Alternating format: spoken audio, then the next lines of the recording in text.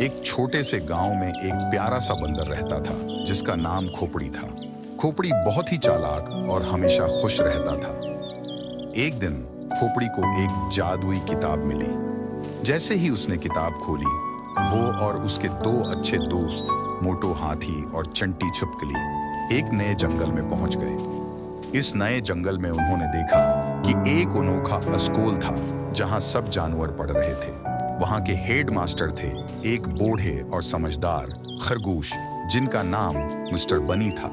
Mister बनी ने खोपड़ी और उसके दोस्तों का इस्तकबाल किया और उन्हें अस्कोल के बारे में बताया। ये अस्कोल सिर्फ पढ़ाई ही नहीं बल्कि मुख्तलिफ दिलचस्प सरगर्मियों से भरा हुआ था, जैसे जादुई टर्कस, तखीलाती खेल और साइंसी तजरिबात। एक दिन मिस्टर बनी ने सभी बच्चों को बताया कि अगले हफ्ते एक बड़ा मुकाबला होने वाला है जिसमें सबको अपनी मुख्तलिफ सलाहियतें दिखानी है। खोपड़ी ने सोचा कि वो जादू दिखाएगा।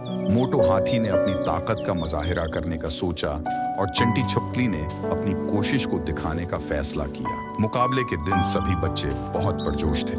खोपड़ी ने अपने जादू से सबको हैरान कर दिया। मोटो हाथी ने अपनी ताकत से एक बड़ा पत्थर उठा दिया और चंटी छिपकली ने अपनी काबिलियत से एक मुश्किल पहेली को हल कर दिया। मिस्टर बनी ने सबको समझाया कि हर कोई अपने में खास होता है और सबको मिलकर एक दूसरे से सीखना चाहिए। आखिर में खोपड़ी, मोटो और चंटी को एक बात समझ आई कि पढ़ाई और मजा साथ साथ चल सकते हैं। उन्होंने मिस्टर बनी से सीखा कि सीखना कभी बंद नहीं होता और दोस्तों के साथ मिलकर सीखने का मजा कुछ और ही होता है।